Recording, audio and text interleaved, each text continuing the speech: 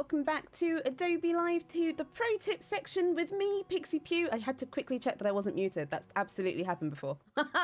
And this time we're going to be talking about some time-saving tips. I feel like at this point, we're probably very quick at doing what we've done before, but there might be some tips and tricks that can make your process even faster, especially some that I learned recently that I didn't know before, and I've been using After Effects and the like for quite a bit, so hopefully these will help.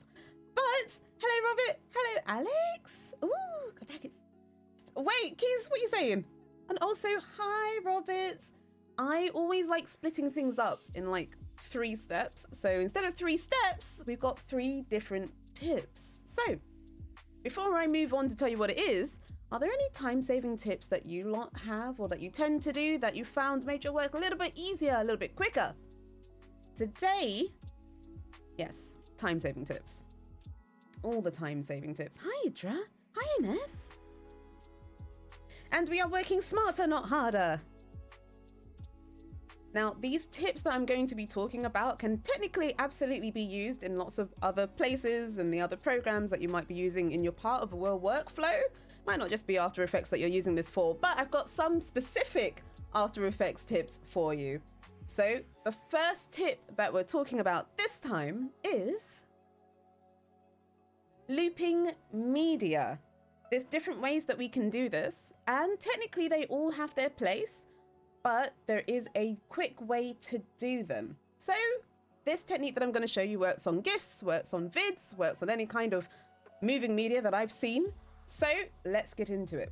I've got my file here. I've actually got that video that I made for the start of the challenge, and I've made some GIFs. Like every day I've been animating in Fresco to kind of like make an animation diary. That way I can make myself do a thing. But let's say we'll make a composition. Just chuck that thing in there. It seems that this animation is about 2 seconds long. And let's say we want it to be 10 seconds. So if we hop in, go over there. Oh, hi, Dora. Look at you jumping in both places on the YouTube chat and the Behance. Do love to see it. Now, like it's not a picture, so we know that we can't drag this over, but you're pros. So I know you're used to that. You might think, okay, we can absolutely duplicate this, select these, hold shift and have them snap, which you can do. It doesn't take too long for you to do that. And obviously you'll get the result that you're after. It will loop, but we can technically do that part faster. And then there's another step after this. So let's say we've duplicated all of these, and I'm going to say this is kind of useful though. There are some occasions where you have something that's looping, but maybe you want it chopped. Sometimes I'm working on something and it's nicer for it to be split like this. Hi, Devlin. What you can do, now the order that you select this, by the way, depends on your preference, but you can select from the bottom line, go all the way to the top, right click, go to Keyframe Assistant and go to Sequence Layers. If we click OK straight away, it's going to sequence it for us, which is awesome. Again, sometimes you might want it to do the stepping stone situation. So already that's slightly faster, but we can actually speed up the selecting process as well. Also, I'm still interested. What time-saving tips do you lot have in the chat, if you have any?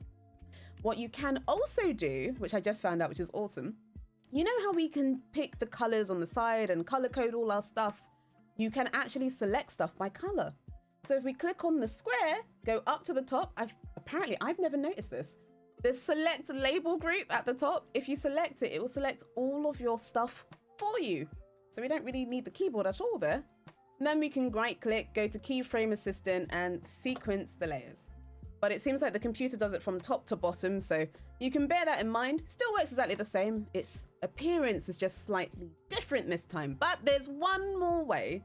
There's one more way that allows you to keep one timeline or one piece, and you can just drag it out. So let's do that.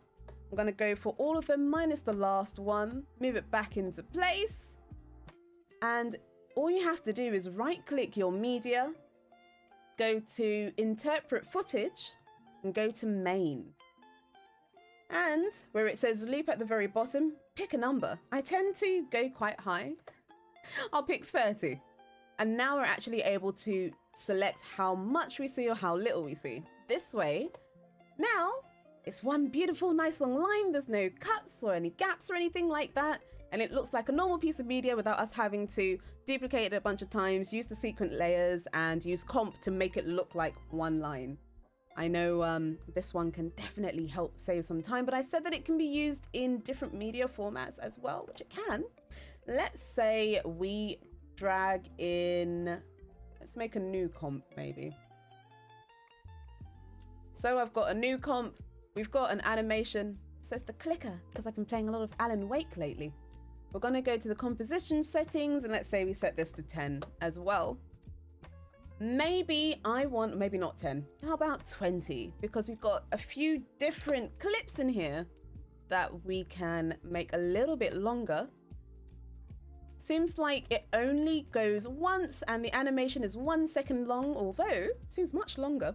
What we could do, using the same idea, go to interpret footage and maybe have it loop 2 times. Maybe you know exactly how long you want it to loop for. You can pick your exact number and the computer will get it done for you. It's nice and simple for us. So we can loop all of these before we even add it to our timeline, which means that we won't need to drag it out, which is very nice. 12 might be too much for this. Ironically, the tips are just as quick as actually doing them, which is very useful. And we've got one more. Lovely. So we could drag all of these in, and actually we could totally use that thing that we learned a little bit earlier. You know, the thing to make it do the sequence layers. We can click on one of the colors, do select group, and I can just do sequence layers, although I kind of like it going from bottom to top, but I shan't complain this time. We'll click N. Oh, also, when you're using the work area, if you don't want to drag it and you know where you want your stuff to loop or for you to work, go to an area that you're happy with and click N for November on your keyboard. Ta-da! There we go. I think that if one selects all the layers from the bottom to top and then reload, it will respect the bottom as first. Oh, really? I'd like to try that. Yes. Oh, thank you, Val. Also, hi, Val. I don't have anything purple here. If we can imagine this blue as part of a purple, that'd be great. Oh, thank you, Tech. It's been a very, very long time. Or should I say Rick? But we've got this. I'm kind of interested to see what Keith said. Let's see if that works before we look at our second tip. We're kind of flying through these, so we're probably going to have a little bit of time left over for us to practice some stuff. Also, did you lot learn some cool stuff in that stream just before this one? I saw a little bit. It was the puppet challenge, the video challenge. That seemed awesome. So you're saying if we select everything and then reload?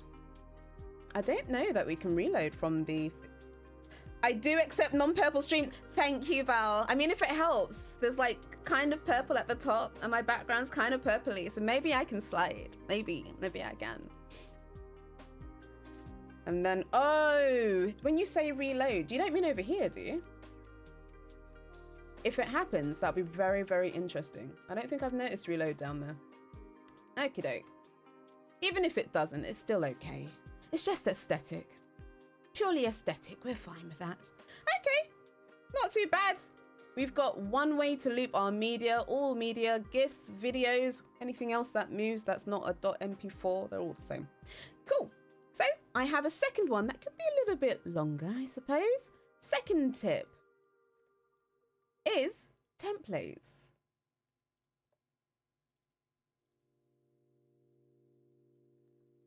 Now, I'm sure, especially for those of you that tend to do a lot of After Effects work, you're used to making templates. If not, you should probably think about making some templates. There's a lot of things that we do that is absolutely repetitive, which you can make a little bit simpler if you prepare some stuff. So I'm going to show you some things that you might have thought about, and then I'm going to show you the Pixified way, because I found an even simpler way to do a template, which I tend to do for my Pixified tips. Because it's got the screen and then it's got a text bit, and I tend to have a workflow which uses Photoshop and things of the like, so we can go into that. So on the screen at the moment, we've got something that shows the front half and the second half. Maybe it could be for like a TikTok VOD or something that you kind of have a similar pattern for. Works with text and all that jazz as well. But let's say in the first section, I don't know, We could grab... we could grab a bobbing pixie. And we can actually use the tip that we used just before, actually. Not reload, I forget the word. I'm sorry, Keys. Those are so cute. Thank you, Keys. This was made by my friends at Velen. When I think you lot might know that my sister's face is in video games. She's in the Man of Medan games and things like that. But I made it into a game. I made it into Knockout City. And my face was on there, which was really cool. And this is that. And because I'm an animator, of course I animated the thing. So let's say I know the front half is going to have something. So we've got the front half. Great. We can hide number 1. Got the front half. Number 2 should be something else. Maybe the front part was, oh, a very funny little short clip. And then the second half is, oh, maybe check out this streamer. Check out this, yeah, over here on this side. So let me grab a picture, plop it in here. Get it to size. A quick way to cut things, by the way, is Alt and the square bracket on the left. But I say give it a try. When you click the wrong one, because it's not cut the way you wanted it to, then you'll click the other one. We can hide number 2, because now we've got things where they should be, but I have a null at the bottom. If you've noticed, number 2 actually moves up a little bit. Instead of me animating my picture or the whatever's on the second half again, instead of removing number 2 or whatever the template holder is, I could either grab my image or whatever I've placed on top and just parent it to 2 or parent it to the mover.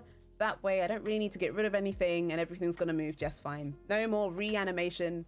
We want to save the time, save the space. We got 1, we've got 2, it comes up. Lovely, peachy, perfect. So, what if this was our template? Let me save it. This is our template now. I want to replace the stuff that's on there, but I don't want to click and drag it in. One way that I think you might know, which is very helpful, is to go up to your project log, right click, go to replace, find something else to replace it with, and replace it that way, which is quick. Definitely works. See if we can do it with this one as well. Replace it with, I don't know, this one. Oh, big pixie face. There was no animation on that one, so big pixie face changes over to something else on the other side. Cool, we can definitely do that, but here's my cheat way. Sometimes you might just want to open the program and click render. Which is what I tend to do. It's not too much setup involved with it, but it kind of makes it easy in the long run, and I'll show you what I mean by that. So let's prepare the scene. Let me make sure that I've got my Photoshop open just so we can have an example. We're going to pretend like we've made some files and plot them on the desktop. I don't always stick things on the desktop, but for the occasions where there's a situation where I kind of just need it to go in quickly, it's not that important of a project as a project, but it's something that's going to get removed quite quickly. Not too many files of the like. This is something that could totally help. So I know I'm going to have something that's number 1 and something that's number 2. And we're going to make the file look for something that's number 1 and something that's number 2. So let's say we've got this picture again, and maybe this time I saved it as a PNG. I will note that this only tends to work with files of the same type. If it's a different type, it won't be able to find it, because maybe you have a, oh, that should be number 2, right? Maybe you have a MOV and you want to do this, but the thing that you're replacing it with is an MP4. It's really specific. It's not just looking for the name, but it's actually looking for the file type as well. So if you're using the same file type and you just want to log on and have it render, this will help. So I'm going to call this one 2 because it's the second half. I'll take that bobbing GIF. I'll get rid of it from here, actually. Let's set the scene. Pop these back on. 1, 2, lovely. Gonna pretend like I did that pixie thing again. I'm gonna call this 1, and I'm gonna put it on the desktop. I found that normally if you're working, you might have lots of different folders and you'd have to kind of teach the computer to look into these folders, but the desktop's kind of synonymous. So this way we won't really need to do that. On my desktop at the moment, I've got 1, which is a MOV, and 2, which is the other half. We can have another 1. We've got that 1 over there, but I'm going to call this one 1. And it is a .mp4, so we can't use the mp4. We'll use the other one, but we'll save it here. Okay, let's prepare ourselves once again. Looking to the desktop, and I'm also going to make sure I save this as well. If I don't, we're going to have to restart, and it's not going to be the same thing. A morph? Ooh, a morph? Is that a stealth pun for the inclusion of something purple for Val's benefit? I hadn't thought about that. I hadn't thought about that at all. All right. So I'm going to pop the 1 back in here. Make sure it's looped one more time. Interpret the footage. Let's say, I think 7 was a good amount. And we'll chop it down. Oops. Make sure we've got the right key selected. There we go. Pop it down. Make sure it disappears when it's supposed to. Lovely. We'll hide the 1. Chuck the 2 back on top. Now, I tend to just use 1 and 2. If there's something else that you type quicker, I say go ahead and use that. All right, here we go. Click on the mover or whatever you like. It's moving the way that we think it should. Cool. I'm going to save this now, and I'm going to close my project. So this time when I open my file, I want it to automatically have my second picture on top and my second video on top. All we're going to do is replace the file. It's looking for something that's called number 2. Cool. I'll call something number 2. Maybe this tends to happen quite often. When you're working with a template, there's nothing there by default. Say it's gone. We know that there's a number 2 needed at some point. So we can just go ahead and do that one. And I know that there's a 1 here already. Don't need it. Get rid of it. Go ahead and grab this one and pop it in. Oh, it's much bigger than I thought it was. That's what we know. That is new. That's totally fine. While we wait for that to do, I'm going to put it on the bottom screen so I can go back to After Effects. We're going to be able to just open the file. We might need to tweak the first one because it's not necessarily made to size, but at least it will be in there. We won't need to click anything around. All right. It's looking like it's ready for us to do that. Here we go. Let's click our template. And it's already on there for us. Quick, nice, simple. Oh, there's extra music apparently. And this is huge. Let's make it smaller. There we go. So we've got the first one and the second one. And as long as we save it, call it a template, whatever we want, we could just easily swap different bits in and out, especially if there is work that you're doing over time. I don't know, maybe you've recorded something and you don't need it now, but you're going to do it much later. Everything's already set up for you. You can open it and go straight to render. Cool.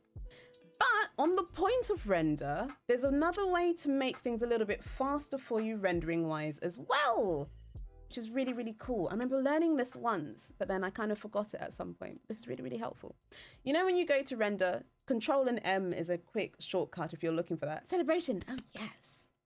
Control and M is a really quick way for you to get to there, by the way, but sometimes maybe you have a particular setting that you like to use, but you have to go and cycle through it every time.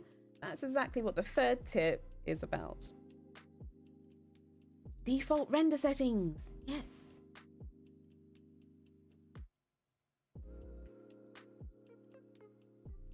Cool. So for the most part, especially if you're working on something in specific, I tend to make everything a QuickTime. There's like a lower, sometimes a QuickTime can be kind of a big file. So I'd normally have a setting for that by default, but normally I'll make everything a QuickTime with the alpha and RGB because normally it's transparent, or I need it to be transparent. Maybe it's a lower third or something like that. So perfect way for you to do it. Click render so you have something over here. And in your output module, there's a drop down box. Go over there and click make template. We've got a few things up here. The only thing we really need is the movie default. And we can call it a settings name. I don't know. We could call this. Is there one that's called QuickTime by default? I don't think so. Let's say, ooh, you could just call it main again. And if we go to edit, call it something that you're going to recognize. Then you can go back and edit the settings as you're used to. You've got the RGB. RGB and alpha is the one that I tend to go for. There we go. And up in movie default, you want to select the one that you've just made. Now, when you press OK, it's going to be there, but we can test it. We'll go back, click our render settings, and by default, our setting is right there. Not bad, right? Super quick, super easy, and it definitely makes your life a little bit easier. And because we kind of got like 4 or 5 minutes left, I thought we'd be able to get through this quite quickly. Is there another tip? There could be another tip. But maybe the one that might be more interesting is a quick tip on how to do one of these slidey effects. This doesn't take too long to do. Why don't we make our own in the remaining 3 minutes? I'm really glad that we did this so quickly. I'm going to select all the stuff that's here. Because they're different colors, we can't use the select a label group, I'm afraid. But this doesn't take too much time to set up. So let's say you want to make something like this, which is kind of like what we have for the challenge screens and for the rest of them, which is actually very pretty. I'm going to hide all of these. We'll start from scratch. Let me hide this fully as well. Okay. Oh, actually, let me put this in a group. Or should we just make a new one? We could do that rather than me messing this up. Temp 2, 1920 by 1080. Wrong way around. I kind of want it the other way. It doesn't have to be. 1080, 1920. There we go. And let's grab a color. We want a solid, so we can do some trickery in the front ground. Apparently, I've got my color here already. Is there a color you lot want me to try? So we've got a background color. And we want that swishing ability over the front. There's a really kind of simple way to do it, and you kind of make a double-edged icon. We're going to go for the pen tool. Oh, look at that. The color's already ready. We're going to go to the pen tool, make it slightly bigger than we need. It's okay if we don't see it directly over the piece. Kind of have to go with our imagination of what it's supposed to look like here. So click this, go to the other side. I like the slanting. Maybe you want it straight. You don't have to make it slanted. If you want it to be straight, you can absolutely just use the square tool. But let's say we've got a tilted one. I'm going to hold shift. That allows us to make sharp or linear lines. And I'm going to do the same on the other side. So if we do this by hand, we can see that regardless of which way it goes, it's going to look like we've got 2 screens doing the swishy movement. Awesome. I found if you have it start with a blank screen first, or with it fully covering, it makes it a little bit easier for you to loop things. So we can have the position down here, or you can have it more to the center. Lovely. And let's say we reveal it on one side. Make sure you hit your F9. Gives you that easy ease.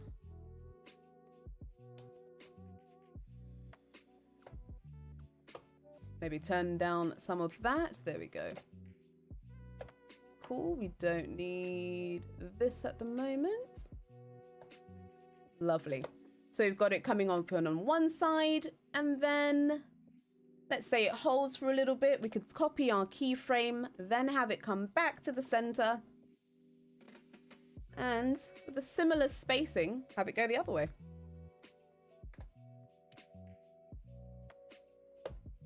So now it opens on the right, comes back past, opens on the other side. Nice. So then if we hit the N for November again, it's going to go open, go back to the center, go open. Ooh, maybe we need to hang for a little bit. Go open, wait for a little bit, come back to the center, and then no one's really going to be able to tell that it's kind of looped upon itself. There we go. And then it can happen all over again. Lovely. But I digress. There were 3 tips on how you can make your work a little bit faster. We had looping, we had templates, and then we had making a default render. Not bad. Hopefully you learned something new today, something that might be able to make your work speed a little bit faster. All right, stay tuned. There's absolutely more wonderful things coming up next.